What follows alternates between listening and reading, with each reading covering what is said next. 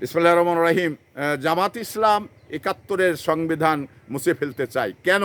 কারণ এই ২৪-এর যে গণঅভ্যুত্থান এটাকে বড় করে দেখতে চায়। কারণ জামাত ইসলাম তৎকালীন সময় এই মানে বাংলাদেশের পক্ষে তারা কাজ করেনি, তারা পশ্চিম পাকিস্তানের পক্ষে কাজ করে গেছেন। আপনারা জানেন যে তাদের ৩৮ জন প্রথম সারির নেতা যখন এই যুদ্ধ চলে তারা কিন্তু পাকিস্তানে অবস্থান করছিল, তার ভিতরে উল্লেখযোগ্য গোলাম আজম সহ।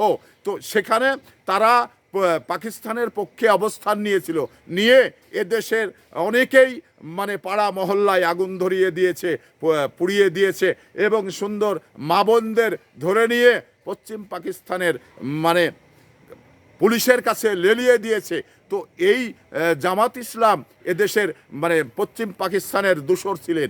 তো এই পশ্চিম পাকিস্তানের দোসর যারা ছিলেন, তো তারা তো বাংলাদেশ চাইবে না, তারা তো বাংলাদেশের ভালো মানে কখনো চাইবে না। কারণ এখন পর্যন্ত জামাত ইসলাম আপনারা দেখেছেন কিনা জানি না, এখন পর্যন্ত জামাত ইসলাম এই বাংলাদেশের ভালো চাই না। কারণ বাংলাদেশের ভালো যদি চাইতেন, এদেশের মানে স্বাধীনতা সার্বভৌমত্ব যদি তারা স্বীকার করতেন, তাহলে দরদ দিয়ে এই বাংলাদেশে রাজনীতি করছেন। তো সব রাজনৈতিক দল একভাবে রাজনীতি করেন, আর এরা মানে আরেকভাবে করেন। কারণ এদের রাজনীতির সঙ্গে আর অন্য কোনো দলের রাজনীতি মিল হয় না। কারণ এরা এই বাংলাদেশের এখন পর্যন্ত তারা কিন্তু তাদের ভিতরে মানে মেনে নিতে কষ্ট পান, মেনে নেন না। এখন পর্যন্ত স্বাধীনতা সার্বভৌমত্ব তারা কিন্তু অস্বীকার করেন। তো সেই কারণেই তারা ৭২-এর সংবিধানটা মুছে দিতে পারলেই তাদের কিন্তু মানে গা থেকে কলঙ্কটা মুছে যাবে। কারণ তারা তখন যুদ্ধ অপরাধী ছিল, তারা মানবতা অপরাধী ছিল।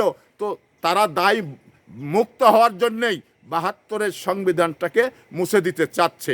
তো এদেশের মানুষ এই ৭২-এর সংবিধান কখনো মুছে দিতে চায়? কারণ ৭২ একটি জিনিস, ২৪ আর একটা জিনিস। ২৪-এর সঙ্গে ৭২-এর যদি মিল করা হয়, এটা কখনো কোনোভাবেই হয় না বা হবে না।